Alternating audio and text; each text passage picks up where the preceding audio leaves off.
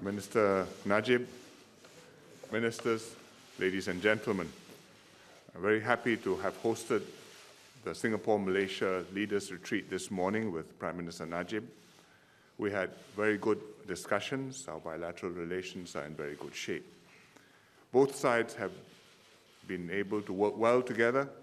We have many concrete projects which our people will be benefiting from, and there's much more that we can do together.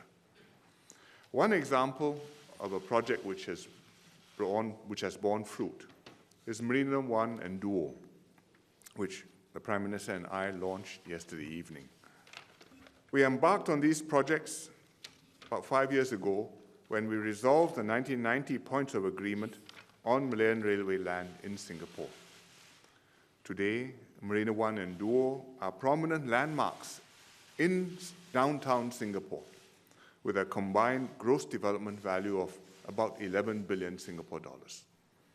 It's one bright example of what we can do together. There are other examples of infrastructure projects which can improve connectivity and bring our peoples and businesses closer. The high-speed rail has made good progress since we signed the bilateral agreement in 2016. Last month, we called the joint tender for the assets company. There's strong international interest, and we will have many good offers to choose from. The procurement will be done in a fair, open, and transparent manner. We've also just signed the bilateral agreement for the RTS link. It's an important long-term cross-border project. When completed in 2024, it will benefit thousands of daily commuters and reduce causeway congestion. I'd like to thank the ministers, Koh Boon Wan on my side and Raman Dalan on the other side, and their respective teams for their hard work and close cooperation.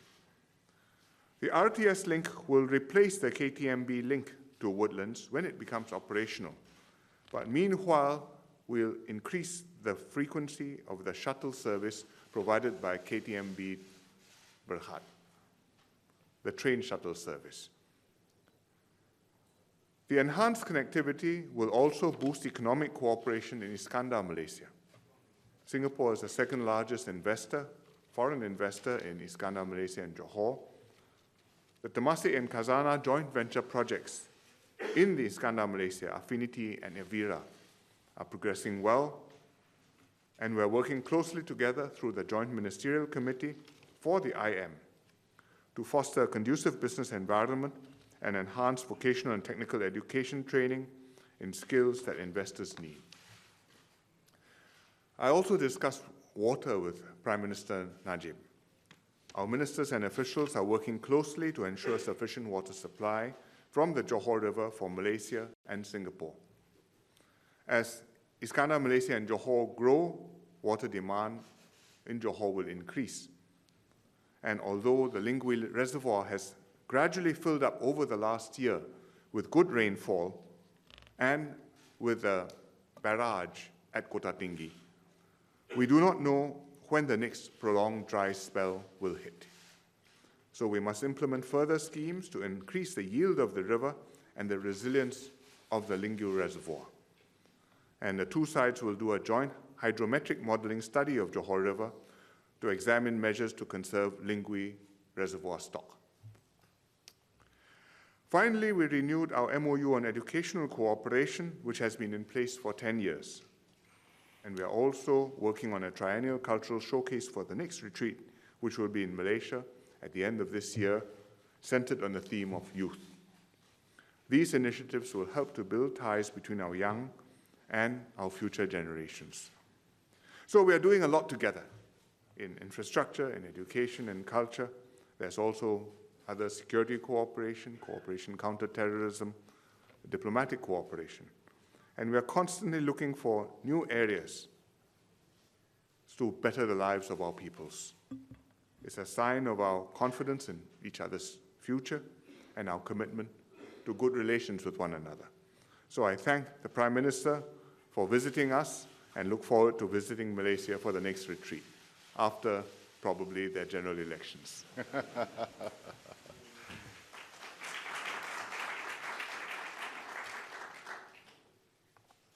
Thank you very much, Prime Minister Hsien Loong, ministers, ladies and gentlemen. First of all, let me express my deepest appreciation to you, Prime Minister, for hosting this annual consultation and for the very warm hospitality that you extended to me, my wife, members of my delegation. It's always great for us to be able to meet, to take stock of the current state of relations between Malaysia and Singapore. And I cannot agree more with you that we are very pleased with the current state of relations between Malaysia and Singapore, not only in terms of the overall nature of the relationship, but last night, we showed that when two countries work closely together, especially between two neighbors, you can make the relationship very productive. You can produce results. You can produce tangible results for the people of Singapore and Malaysia to see. And the two projects that we launched yesterday evening will be a landmark for generations to come. And I'd like to congratulate the people involved because they are truly a remarkable project, very creative project. And I still remember when I stood on the balcony of the Singapore Monetary Authority, and when you offered the two pieces of land, I accepted immediately because I could see that this was the way forward for us to resolve a long-standing issue between our two sides. The points of agreement was problematic. It had to be resolved. And I'm glad we resolved it in the best possible way, and today we can see the result of that resolution and the fact that we work well together, we can move the agenda forward in many ways, which you have mentioned in your remarks. Certainly, I look forward to working. Today, we signed the RTS. It will be completed by the year 2024. It will provide seamless connectivity. I think the key is seamless connectivity. Whilst we wait for the RTS, I did raise with Prime Minister Hsien Loong the need for us to look at the current congestion at our causeway.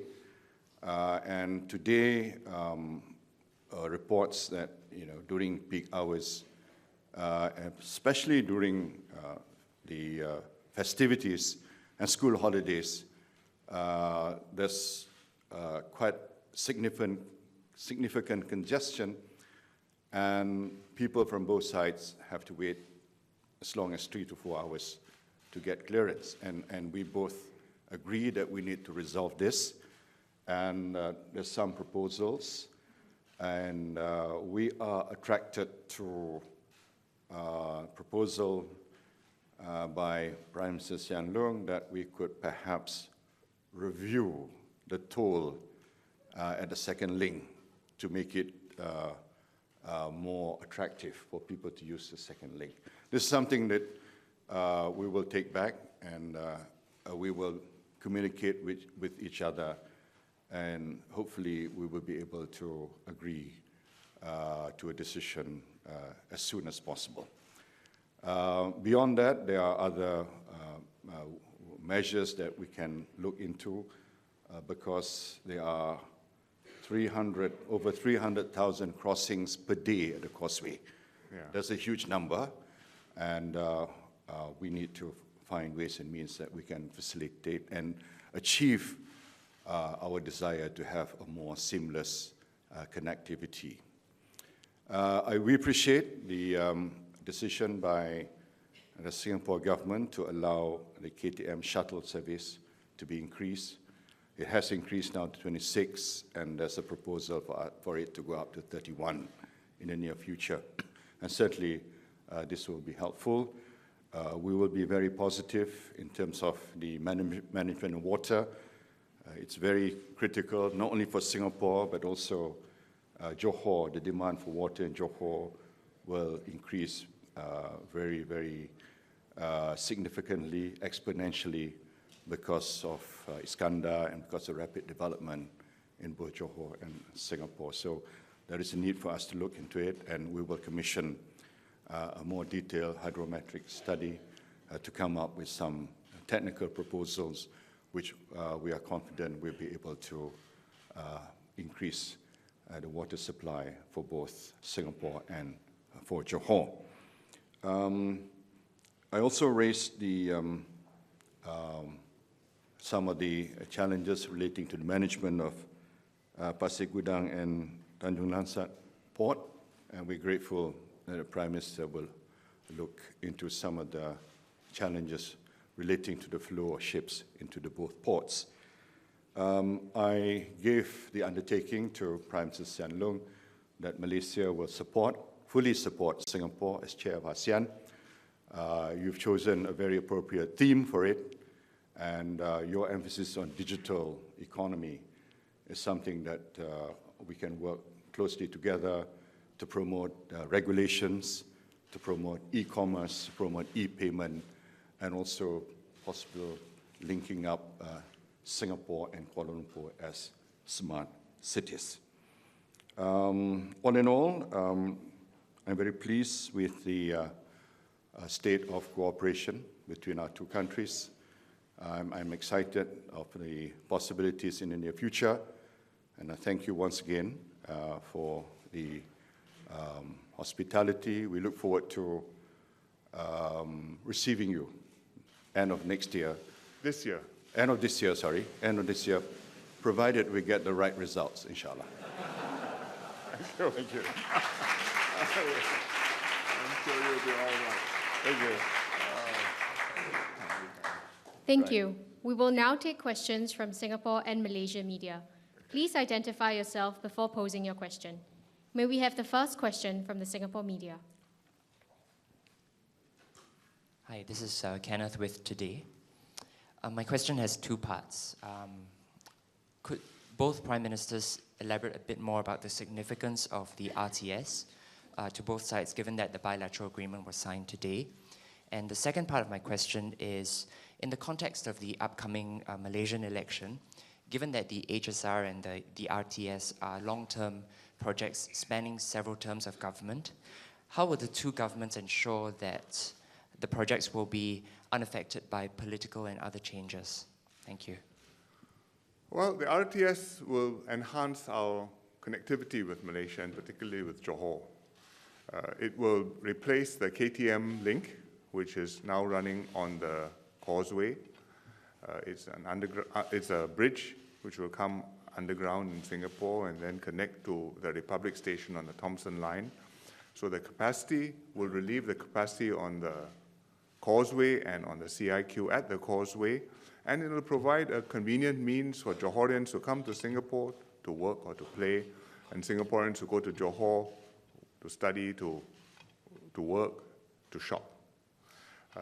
It's an ambitious project. It's quite complicated because it has to start above ground, cross the water, go underground, and then there's a CIQ underground, and it must connect. Then the people can come out and go into the Singapore MRT trains, but we hope we'll get it up by 2024, and I don't see any reason why that shouldn't be possible. Like all projects which involve more than one country and span more than one term of government, it requires long-term commitment. The commitment is formalized, and the agreement which we signed between the two governments today is a binding agreement, and whoever is the government on either side, well, this is an agreement which they inherit and which they are party to. And if the subsequent government has other ideas, well, that will have to be dealt with, and the agreement will deal with these contingencies. But I have no doubt on Singapore's side, we have every intention of implementing what we signed and committed to today. Well, on the RTS, I fully agree with what Prime Minister Hsien Loong mentioned. It will provide the seamless connectivity and the volume that's required. The volume is high. It's about 10,000 per hour, which is the level that's required. In the future, it will replace KTM. It's a complex project, but it's very doable, and the technical challenges can be overcome. So we are sanguine and optimistic that will change the nature of connectivity between Malaysia and Singapore. On the second question, we cannot determine what the electorate will decide, but we can offer our agenda for the people to decide. And we live in a democracy, and the people will decide. But we believe that they will decide on an agenda that's very meaningful and productive. And we believe in good relations with our neighbors, with Singapore, and we have proven that we can bring tangible benefits to the people if we work closely together. So that is the position of our government. The other side may have other ideas. We certainly do not want to return to the era of confrontational diplomacy and barbed rhetorics between our two countries. It was an era that we want to forget. We certainly do not want to come back to that era. And that is why we believe that the position of the current government is a position that will bring mutual benefit to both Singapore and Malaysia, and we stand by our policy, by our agenda, and by our ability to deliver real and tangible benefit to both the peoples of Malaysia and Singapore. Thank you. May we have the second question from the Malaysia media? Hi, Datuk Sri. Apa khabar, Mr. Lee? Okay, Masita from Bernama Malaysia. Just a short question. Marina 1 and 2 has completed. Could we expect more future development for M+S? Well, we have two projects in Iskandar, Malaysia, Affinity, and the other one, Avira. They are progressing well. I think we complete the projects, and then we will look and see what further opportunities will arise. I hope there will be more opportunities. Yeah, well, I hope so too. Thank you. May we have the third question from the Singapore media? Prime Ministers, Royston from Straits Times. I'd like to ask both of you, what is the outlook for bilateral relations in the coming year, given that it will be one where we might expect to see interesting domestic developments on both sides? What domestic developments do you have in mind in Singapore? Cabinet reshuffle. I don't think the cabinet reshuffle in Singapore will affect our bilateral relations with Malaysia. And I look forward to our relations being stable and the Malaysian side taking a similar approach. Yes. And I don't expect elections to change the nature of relations between our two countries as well. Because you have confidence in the result. Thank you. There's one more question, I think. Thank you. Can we have the fourth question from the Malaysia media? Hi, Prime Minister. I'm Kairu from Sinchu. As we know that the Japanese government plans to backbid for the HSR project. Backbid the HSR projects. Back the bid, yes. Backbid. Yeah. So from both the financial and technical. Yes. So my question is, so what are the criteria for both governments to choose which country to win the bid for the HSR? Thank you. I don't have the spec sheet with me, but I'm sure we will work out a systematic list of items, what has to be evaluated, how they have to be weighted, what is a veto item, what is plus or minus a desirable item, and in the end you will have a systematic process to come to a recommendation and a decision. It is not unusual in a complex project to have to make evaluations on bids on many dimensions. It's not just the price, but the reliability, the conditions, the financing, the assurance you have, the track record, your confidence in the company, what they have done elsewhere. These are all, there's a process. In the end, there is a judgment involved, which we will do collectively, but if the process is transparent and open, I think people can have confidence that this was a judgment which was made honestly and in good faith and without prejudice to any party and without intending to favor or to hurt any side. When you have a competition, you must have a winner and a non-winner. It's like when you have an election, you must have a winner and a non-winner. And it must be settled in such a way that the winner wins fairly, and the person who didn't win must be able to accept, even if he's not happy, that it was done properly, and, well, this is just the way the chips fell. And that is what we are striving to do. Thank you, and I fully agree what Prime Minister Hsien Loong said. It will be a very comprehensive assessment, multidimensional assessment. It will be not just a matter of technical and cost, but it will also take into account the longevity of the project, in other words, life cycle cost, maintenance, and especially local content. That's important to maximize local content so that the people will see that the high-speed rail will really bring real benefit, tangible benefit, even during the construction period. Thank you. Thank you. Thank you. Come,